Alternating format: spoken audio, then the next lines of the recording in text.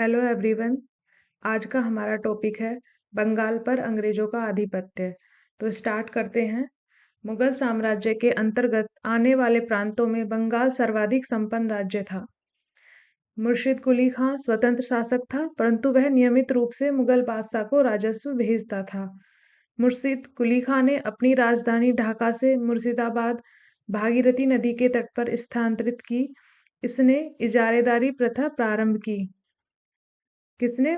मुर्शिद कुली खां ने बंगाल में इजारेदारी प्रथा प्रारंभ की थी तथा कृषकों को तकावी ऋण मतलब खेती के लिए अग्रिम कर्ज प्रदान किया। इसका उत्तराधिकारी इसका दामाद शुजाउद्दीन हुआ।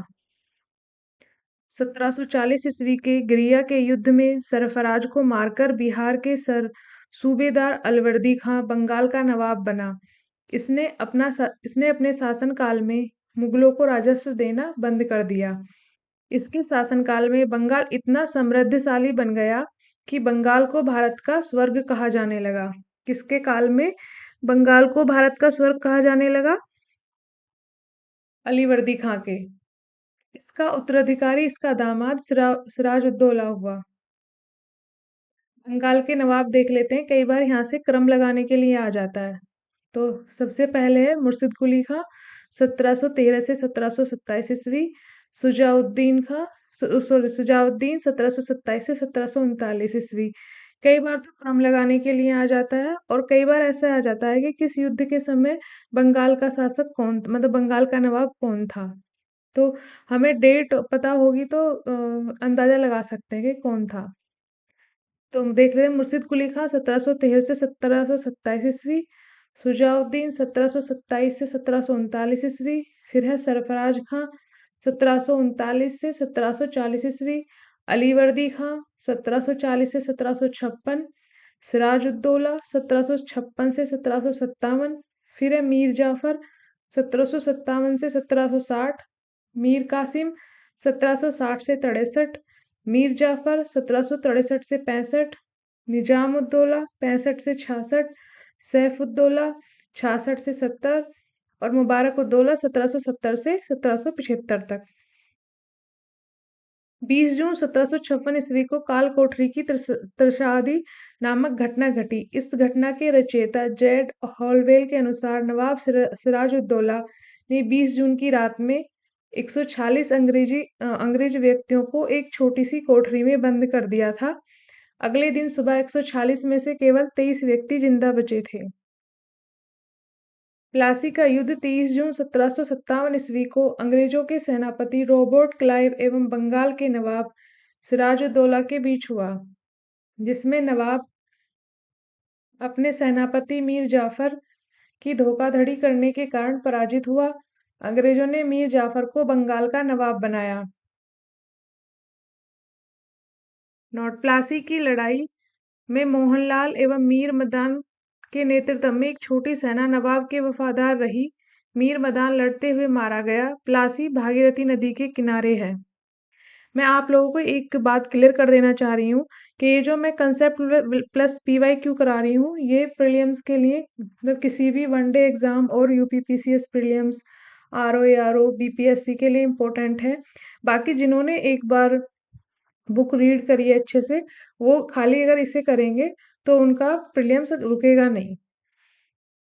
मतलब ये आपको तभी समझ में आएगा जब आपने एक बार बुक को रीड करा है, क्योंकि हाँ मैं इम्पोर्टेंट फैक्ट और कंसेप्ट लेके आई हूँ जहाँ से क्वेश्चन बनते हैं डायरेक्ट, या मतलब पहले बन चुके हैं।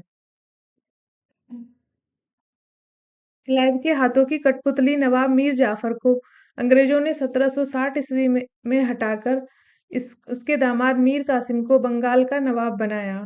मीर कासिम ने अपनी राजधानी को मुर्शिदाबाद से मुगदलपुर स्थानांतरित किया।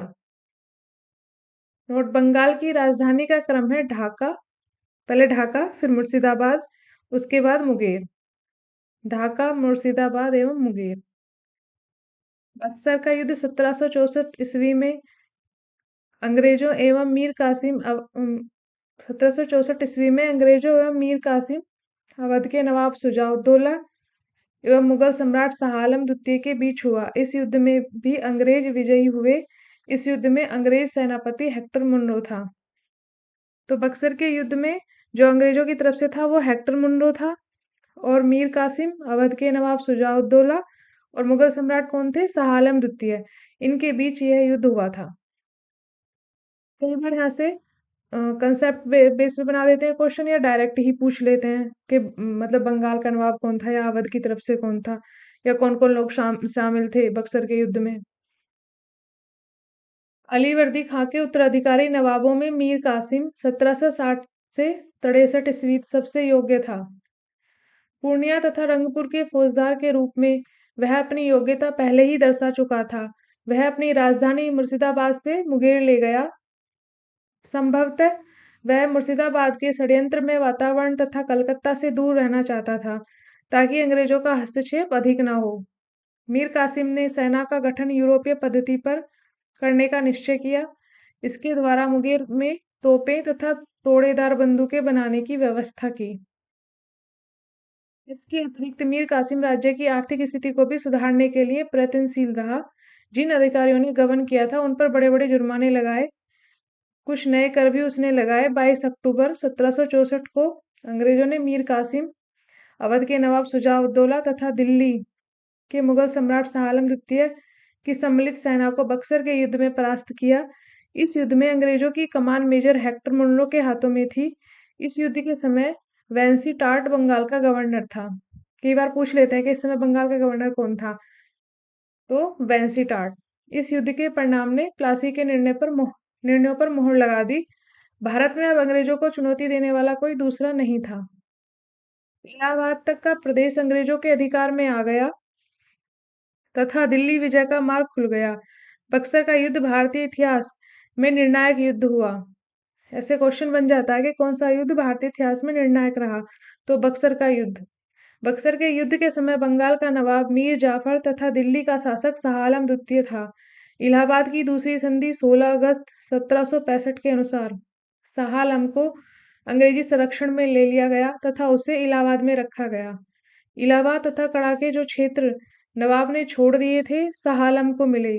12 अगस्त 1765 की संधि के अनुसार मुगल बादशाह शाह आलम द्वितीय ने कंपनी को बंगाल, बिहार तथा उड़ीसा की दीवानी स्थायी रूप से दे दी। तो कई बार क्वेश्चन बनता है, बंगाल, बिहार तथा उड़ीसा की दीवानी किसने कंपनी को दी थी? तो शाह आलम द्वितीय ने। बंगाल, बिहार और उड़ीसा की दीवानी। इस समय Robert Clive east India company का बंगाल का गवर्नर था। इसी समय बंगाल में द्वैत शासन की शुरुआत हुई। कंपनी ने दीवानी कार्य के लिए 2 उपदीवान, बंगाल के लिए मोहम्मद रजा खान तथा बिहार के लिए राजा सिताब राय की नियुक्ति की। शाह आलम द्वितीय का संपूर्ण जीवन आपदाओं से ग्रस्त रहा तथा उसे अंधा कर दिया गया। शाह आलम द्वितीय के समय 1803 ईस्वी में दिल्ली पर अंग्रेजों का अधिकार हो गया। क्वेश्चन बनता है कि किसके समय दिल्ली पर अंग्रेजों का अधिकार हो गया? तो शाह आलम द्वितीय के समय। शाह आलम द्वितीय तथा उसके 2 उत्तराधिकारी अकबर द्वितीय 1806 से 1837 और बहादुर शाह द्वितीय 1837 से 57 ईस्ट इंडिया कंपनी के पेंशन भोगी मात्र बनकर रह गए। 1765 ईस्वी में अंग्रेजों द्वारा सिलहट की दीवानी प्राप्त की गई तथा बर्मा युद्ध के बाद स्कॉट द्वारा सिलहट को जैंतिया तथा गारो पहाड़ियों क्षेत्रों से जोड़ने के लिए सड़कों का निर्माण किया जाने लगा, जिसके विरोध स्वरूप इन पहाड़ियों पर रहने वाली खासी जनजाति के लोगों ने अपने नेता तीरथ सिंह के नेतृत्व में विद्रोह कर दिया। के.एम. पन्नीकर ने कहा है कि 1765 से 1772 ईस्वी तक कंपनी ने बंगाल में डाकुओं का राज्य स्थापित कर दिया। कई बार ये लाइन दे देते हैं कि डाकुओं का राज्य स्थापित कर दिया। ये वाली जो लाइन है किसने कही है? तो के.एम. पन्नीकर ने। अब अंग्रेजों के मैसूर के से संबंध देख लेते हैं। 1761 ईस्वी में हैदर अली मैसूर का शासक बना। हैदर अली की मृत्यु 1782 ईस्वी में द्वितीय आंग्ला मैसूर युद्ध के दौरान हो गई। हैदर अली का उत्तराधिकारी उसका पुत्र टीपू सुल्तान हुआ। 1787 ईस्वी में टीपू ने अपनी राजधानी श्रीरंगपट्टनम में बादशाह की उपाधि धारण की। इसने अपनी राजधानी श्रीरंगपट्टनम में स्वतंत्रता का वृक्ष लगवाया और साथ ही जैकोबिन क्लब का सदस्य बना। अब प्रमुख युद्ध देख लेते हैं, वर्ष और गवर्नर जनरल। प्रथम आंग्ल मैसूर युद्ध 1767 से 69 ईस्वी में हुआ। तब बंगाल का गवर्नर वेरेलेस्ट था।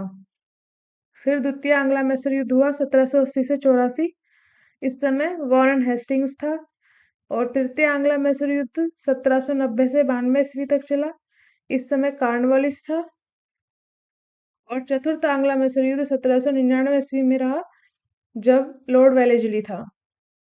इस युद्ध में मराठा हैदराबाद के निजाम एवं अंग्रेजों की संयुक्त सेना मैसूर के खिलाफ लड़ रही थी। मराठा हैदराबाद के निजाम और अंग्रेजों की संयुक्त सेना। टीपू की मृत्यु श्रीरंगपट्टनम की आखिरी युद्ध यानी चतुर्थ आंग्ल मैसूर युद्ध के दौरान 1799 ईस्वी में हो गई। टीपू सुल्तान को शेर मैसूर कहा जाता था। टीपू सुल्तान के राजसी झंडे पर शेर की तस्वीर होती थी।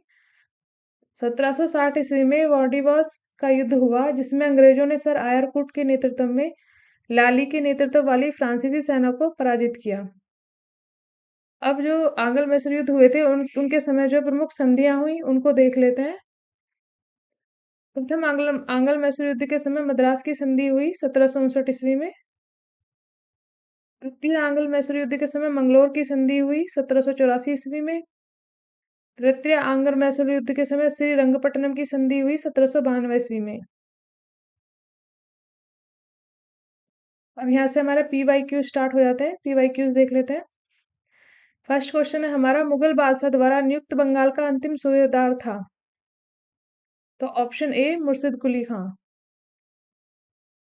सेकंड है, निम्नलिखित में से कौन सा युद्ध था जिसने भारत में ब्रिटिश प्रभुत्व को प्रारंभ किया। तो ऑप्शन बी प्लासी का युद्ध। भारत में ब्रिटिश प्रभुत्व का प्रारंभ प्लासी के युद्ध से हुआ। प्लासी का युद्ध 30 जून 1757 ईस्वी में रॉबर्ट क्लाइव के नेतृत्व में अंग्रेजों ने बंगाल के नवाब सिराजुद्दौला को पराजित किया। नवाब की सेना 3 राजद्रोहियों मीर जाफर, यार लतीफ और राय दुर्लभ के सेना नायकत्व में थी। नवाब की एक अग्रगामी टुकड़ी के नेता मीर मदन तथा मोहनलाल थे। सहसा एक गोली से रणभूमि में ही मीर मदन मारा गया। नवाब सिराजुद्दौला द्वारा अपनी प्रमुख अधिकारियों से मंत्रणा के दौरान मीर जाफर ने उसे पीछे हटने को कहा तथा यह भी कहा कि नवाब को सेना का नेतृत्व सेना अध्यक्षों के हाथों में छोड़ युद्ध क्षेत्र से चले जाना चाहिए। सिराजुद्दौला वापस मुर्शिदाबाद लौट गया, यही उसका हार का कारण बना। प्लासी के युद्ध ने अंग्रेजों को तत्कालिक सैनिक एवं वाणिज्यिक लाभ प्रदान किए। इसने कृषि उत्पादन और दस्तकारियों के क्षेत्र में अग्रणी 3 राज्यों बिहार, बंगाल और उड़ीसा में राजनीतिक प्रभुत्व स्थापित करने के लिए पृष्ठभूमि तैयार की। इस युद्ध ने वस्तुतः भारत में ब्रिटिश साम्राज्य की नींव डाली तथा इसे भारत में ब्रिटिश ईस्ट इंडिया कंपनी के पहली निर्णायक सफलता माना जाता है। भारत में ब्रिटिश साम्राज्य की नींव पड़ी प्लासी युद्ध से और इसे ही भारत में ब्रिटिश ईस्ट इंडिया कंपनी की पहली निर्णायक सफलता माना जाता है। जबकि सर्वाधिक निर्णायक युद्ध बक्सर का युद्ध था। अगर पूछते हैं सर्वाधिक निर्णायक युद्ध कौन सा था, तो बक्सर का युद्ध होगा। और अगर पहली सफलता या नींव के रूप में पूछते हैं तो प्लासी का युद्ध। जिसने भारत में वास्तविक रूप से ब्रिटिश प्रभुसत्ता स्थापित की, वो बक्सर का युद्ध था। नेक्स्ट क्वेश्चन है, इंग्लैंड की ईस्ट इंडिया कंपनी की भारत में प्रथम निर्णायक सैन्य सफलता मानी जाती है।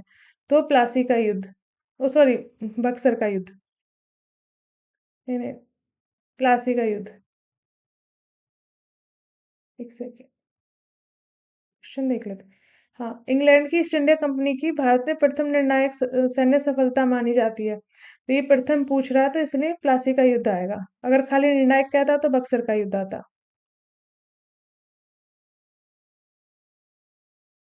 अब नेक्स्ट क्वेश्चन है, प्लासी का युद्ध लड़ा गया था वर्ष। Option B 1757। नेक्स्ट क्वेश्चन है, सिराजुद्दौला लॉर्ड क्लाइव द्वारा परास्त हुआ था किस युद्ध में। तो प्लासी के युद्ध में।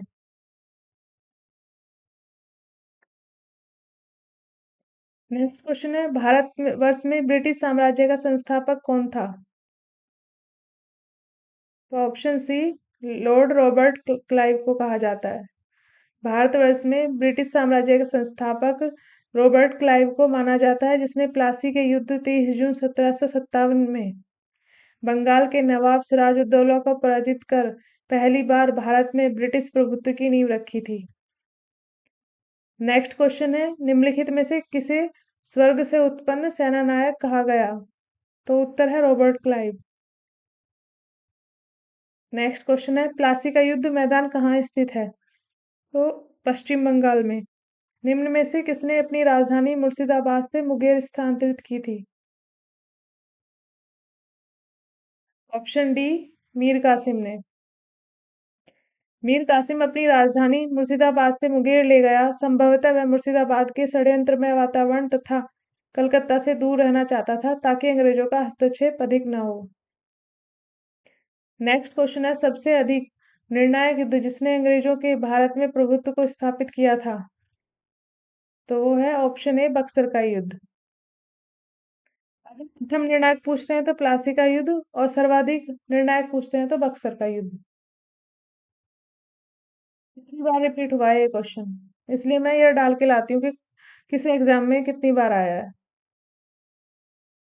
व्याख्या देख लेते हैं। 22 अक्टूबर 1764 को अंग्रेजों ने मीर कासिम, अवध के नवाब शुजाउद्दौला तथा दिल्ली के मुगल सम्राट शाह आलम द्वितीय की सम्मिलित सेना को बक्सर के युद्ध में परास्त किया। इस युद्ध में अंग्रेजों की कमान मेजर हेक्टर मुंडो के हाथ में थी। इस युद्ध के परिणाम ने प्लासी के निर्णयों पर मोहर लगा दी। भारत में अब अंग्रेजों को चुनौती देने वाला कोई दूसरा नहीं था। इलाहाबाद तक का प्रवेश अंग्रेजों के अधिकार में आ गया तथा दिल्ली विजय का मार्ग खुल गया। बक्सर का युद्ध भारतीय इतिहास में निर्णायक सिद्ध हुआ।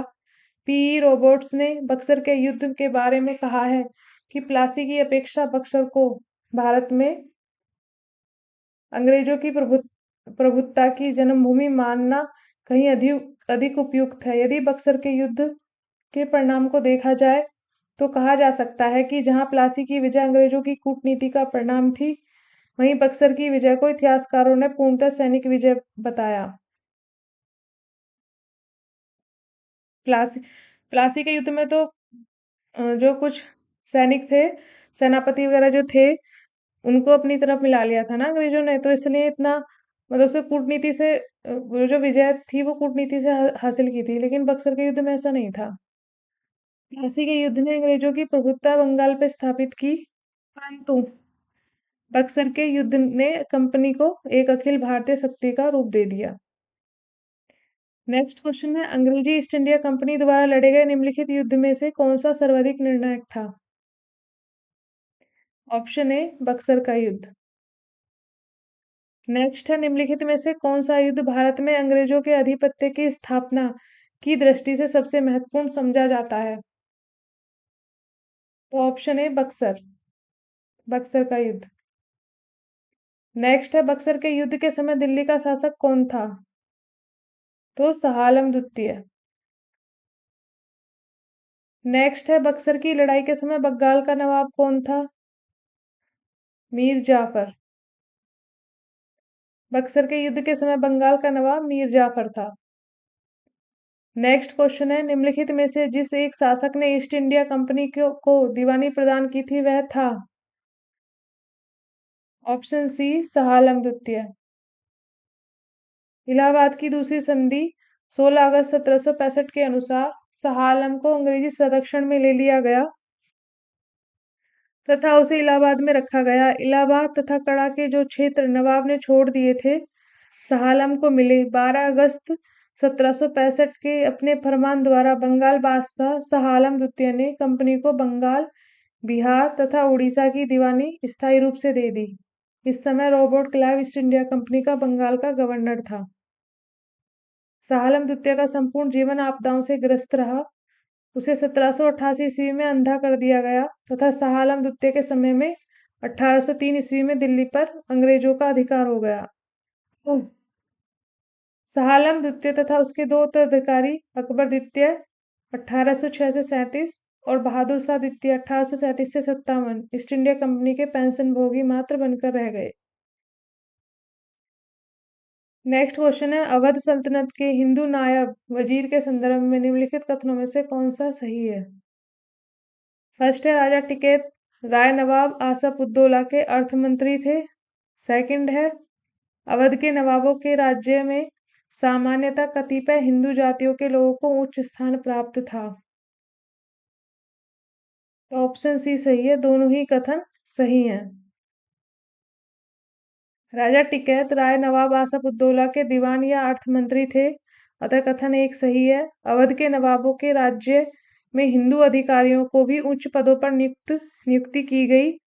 उदाहरणतः आसफउद्दौला के दीवान राजा टिकैत राय व राजा जाऊलाल एवं नवाब सफदर जंग के प्रधानमंत्री व सेनानायक राजा नवल राय आदि इन्हीं जातियों के प्रतिनिधि थे, अतः कथन दो भी सही है।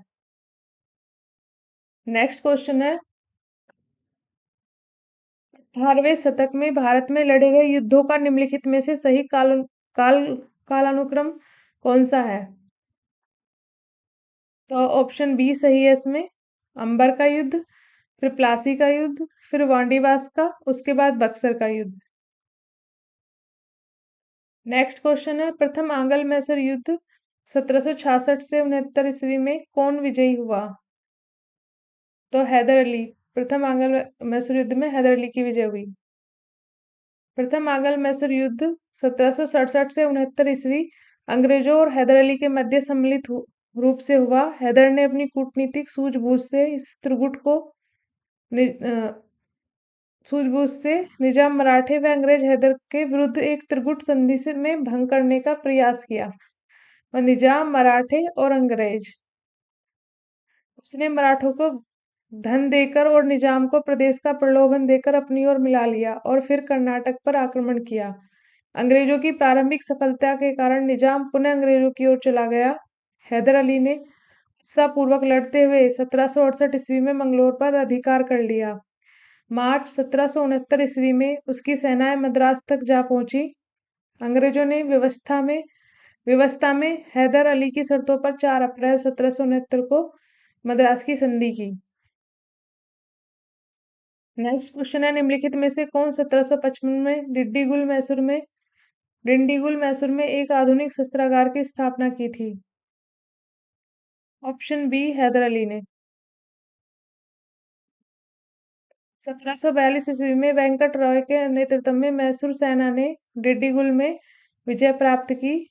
1755 ईस्वी में मैसूर के महाराज ने स्थिति को संभालने के लिए हैदर अली को डिंडीगुल भेजा। 1755 ईस्वी में हैदर अली ने डिंडीगुल पर कब्जा कर लिया और इस किले को एक सैन्य चौकी में बदल दिया।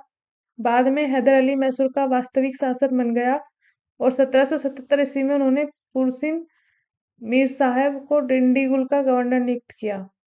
नेक्स्ट क्वेश्चन है, ब्रिटिश जनरल जिसने हैदर अली को पोर्टो नोवा के युद्ध में हराया? Option C sir Eyre Coote. 1781 ईस्वी में हैदर अली का सामना अंग्रेज जनरल आयरकूट से हुआ, जिसने पोर्टो नोवो के युद्ध 1 जुलाई 1781 में हैदर अली को परास्त किया। नेक्स्ट क्वेश्चन है, टीपू सुल्तान ने अपनी राजधानी बनाई श्रीरंगपट्टनम में? टीपू सुल्तान ने श्रीरंगपट्टनम को अपनी राजधानी बनाया एवं यहाँ जैकोबिन क्लब की स्थापना की और उसका सदस्य बना। नेक्स्ट क्वेश्चन है, निम्नलिखित भारतीय शासकों में से कौन था जिसने विदेशों में आधुनिक पद्धति से दूतावास स्थापित किए थे? तो टीपू सुल्तान। टीपू सुल्तान ने आधुनिक पद्धति से विदेशों में दूतावास स्थापित किए थे। नेक्स्ट क्वेश्चन है, टीपू सुल्तान ने ब्रिटिश सेना को 1780 ईस्वी में हराया था पोलीलूर में। हैदर अली एवं टीपू सुल्तान ने मराठों तथा निजाम के साथ एक समझौता कर लिया तथा फ्रांसीसी सहायता का वचन ले लिया तथा कर्नाटक पर जुलाई 1780 में आक्रमण करके अर्काट पर अधिकार कर लिया। तत्पश्चात टीपू ने हेक्टर मुंडो की सेना को पोलीलूर नामक स्थान पर हरा दिया। नेक्स्ट क्वेश्चन है, अंग्रेजों ने श्रीरंगपट्टनम की संधि किसके साथ की थी? तो टीपू सुल्तान के साथ। इसका आंसर है ऑप्शन सी टीपू सुल्तान। इसकी व्याख्या देख लेते हैं। तृतीय आंग्ल मैसूर युद्ध 1790 से 92 ईस्वी का अवसान श्रीरंगपट्टनम की संधि मार्च 1792 द्वारा हुआ। इस संधि में अंग्रेजों की ओर से कॉर्नवालिस तथा मैसूर से टीपू सुल्तान शामिल थे। इसके अनुसार टीपू को अपने राज्य का लगभग आधा भाग अंग्रेजों तथा उनके साथियों को देना पड़ा। साथ ही युद्ध के हर्जाने के रूप में टीपू को 3 करोड़ रुपए अंग्रेजों को देना पड़ा। नेक्स्ट क्वेश्चन है, निम्नलिखित में से कौन एक सम्मिलित है? प्रथम आंग्ल मैसूर युद्ध हैदर अली पराजित हुआ। नहीं, ये गलत है क्योंकि हैदर अली की विजय हुई थी प्रथम आंग्ल मैसूर युद्ध में। द्वितीय आंग्ल मैसूर युद्ध हैदर अली ने अंग्रेजों को पराजित किया। नहीं, यहाँ सेकंड मैसूर आंग्ल मैसूर युद्ध में हैदर अली की हार हुई थी। ऑप्शन सी, तृतीय आंग्ल मैसूर युद्ध, टीपू सुल्तान युद्ध जीता और अपना भूभाग अंग्रेजों को नहीं दिया। ये भी गलत है। डी, चतुर्थ आंग्ल मैसूर युद्ध, टीपू पराजित किया गया और युद्ध में के मध्य दिवंगत हुआ। ये ऑप्शन सही है, बाकी ऊपर वाले 3 गलत हैं। देख लेते हैं इनकी व्याख्या क्यों गलत है। प्रथम आंग्ल मैसूर युद्ध देखते हैं, 1767 से 69 ईस्वी में हुआ। इस दौरान अंग्रेज गवर्नर वेरेलेस्ट तथा युद्ध 4 अप्रैल 1769 को मद्रास की संधि द्वारा समाप्त हुआ। द्वितीय मैसूर युद्ध 1780 से 84 तक चला। इस दौरान अंग्रेज गवर्नर वॉरेन हेस्टिंग था। यह युद्ध 1784 ईस्वी को मंगलोर की संधि द्वारा समाप्त हुआ। थर्ड है तृतीय आंग्ल मैसूर युद्ध 1790 से 92 ईस्वी तक चला। इस दौरान अंग्रेज गवर्नर जनरल लॉर्ड कॉर्नवालिस था। अंग्रेजों के विरुद्ध सहायता के लिए टीपू सुल्तान ने तुर्की से सहायता प्राप्त करने का प्रयत्न किया। 1784 से 85 ईस्वी में उसने एक दूत कस्तूतुनिया भेजा। 1787 ईस्वी में टीपू ने एक दूत मंडल फ्रांस भी भेजा। यह युद्ध 1792 ईस्वी श्रीरंगपट्टनम की संधि द्वारा समाप्त हुआ। चतुर्थ आंग्ल मैसूर युद्ध 1799 ईस्वी में हुआ। इस दौरान अंग्रेज गवर्नर जनरल लॉर्ड वेलेस्ली द्वारा 4 मई 1799 को अंग्रेजी सेना श्रीरंगपट्टनम का दुर्ग जीत लिया और टीपू ने लड़ते लड़ते वीरगति पाई। टीपू के कुल के सदस्यों को वेल्लोर में कैद कर दिया गया। नेक्स्ट क्वेश्चन है, सूची फर्स्ट को सूची सेकंड से मिलाइए। एक तो इलाहाबाद की संधि, मंगलोर की संधि, सालबाई की संधि और मद्रास की संधि। तो इलाहाबाद की संधि 1765 में हुई। फिर है मंगलोर की संधि 1784 में, सालबाई की संधि 1782 में और फिर मद्रास की संधि 1769 में। ये इलाहाबाद की प्रथम संधि अंग्रेजों और मुगल सम्राट शाह आलम द्वितीय के मध्य 12 अगस्त 1765 ईस्वी को हुई थी, जबकि इलाहाबाद की द्वितीय संधि अंग्रेजों और अवध के नवाब शुजाउद्दौला के बीच 16 अगस्त 1765 को हुई। मंगलोर की संधि द्वितीय आंग्ल मैसूर युद्ध 1780 से 84 ईस्वी के बाद अंग्रेजों और टीपू सुल्तान के मध्य 1784 ईस्वी में हुई थी।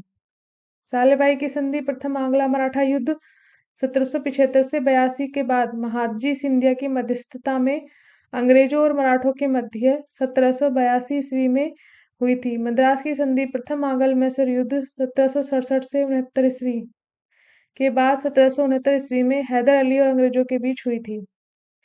तो यहाँ आज का हमारा टॉपिक समाप्त होता है। Thank you everyone.